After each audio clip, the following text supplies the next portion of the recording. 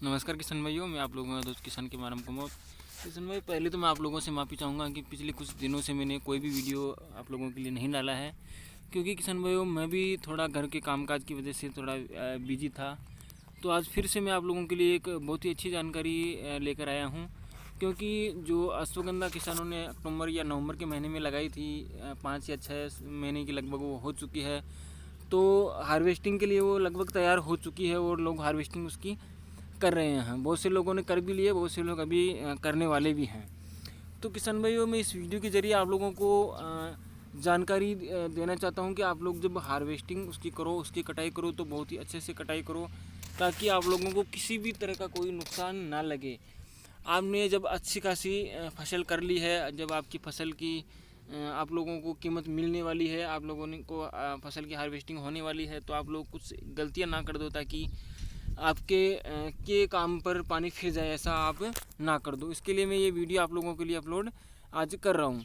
तो किसान भाई, वीडियो को आप अंत तक ज़रूर देखिएगा, और साथ ही आप लोगों से मेरी एक छोटी सी रिक्वेस्ट है कि आप लोग मेरे चैनल को ज़रूर सब्सक्राइब कीजिएगा। तो किसान भाइयों, आप लोगों को एक चीज़ का तो ये ध्यान रखना है कि जब भी आप अपनी अश्वगंधा को निकालो, तो उसी दिन उसकी कटाई कर देनी है। अगर उसका तना जुड़ा हुआ है जड़ से और वो सूख गई है ऐसे ही, उसके बाद में आप कटाई कर रहे हो, तो उसका आपको किस तरह से नुकसान हो सकता है।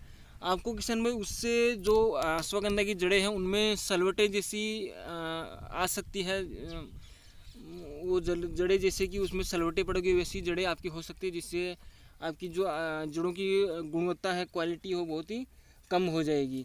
तो आप लोगों को उसी दिन उसकी कटाई कर लेनी है। साथ ही अगर आप लेट कटाई करोगे तो वैसे भी आपको ज़्यादा उसमें दिक्कत आएगी, ज़्यादा समय आपको कटाई करने में लगेगा।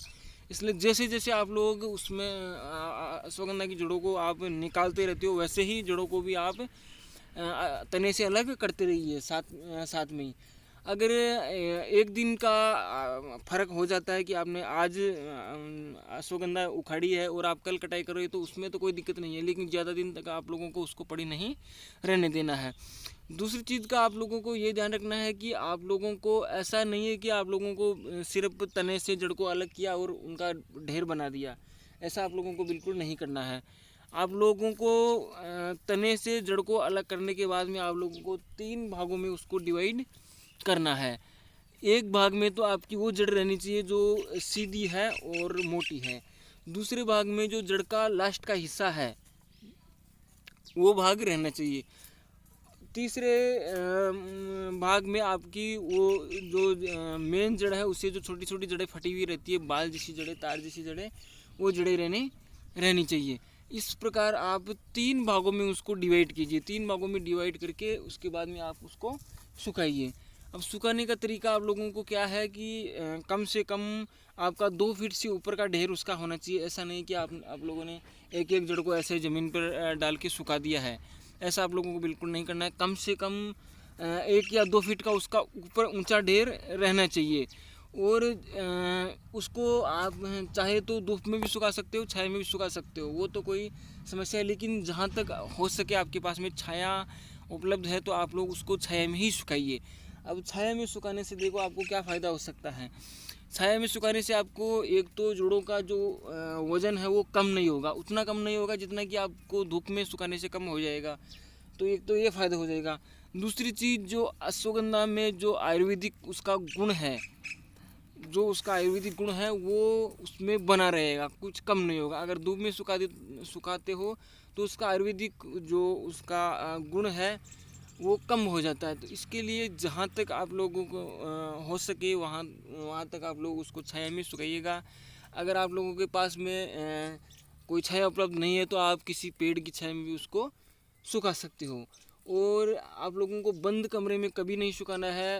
अगर आप लोग किसी रूम में आप लोग सुखा रहे हो, तो उसका जो दरवाज़ा है वो खुला हुआ रहना चाहिए, खिड़कियाँ उसकी खुली हुई रहनी चाहिए। ऐसा नहीं है कि आपने गीली जड़ों को बंद कमरे में डाल दिया हो और कमरे को बंद कर दिया हो। ऐसा करने से जो जड़ें हैं उनमें फफूंद आ जाएगी और जड़ें आप लोगों की ख़राब हो जाएगी। तो इन बातों का आप लोगों को ज़रूर ध्यान रखना है।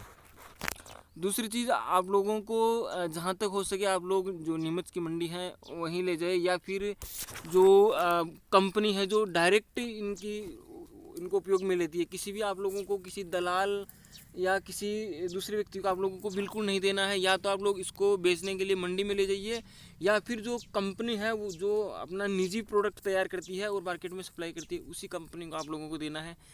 बीच में जो दलाल रहते हैं उनको आप लोगों को बिल्कुल अपनी अश्वगंधा को नहीं बेचना है। ऐसा करने से आप लोगों को उतनी कीमत नहीं मिल पाएगी। अगर कोई आप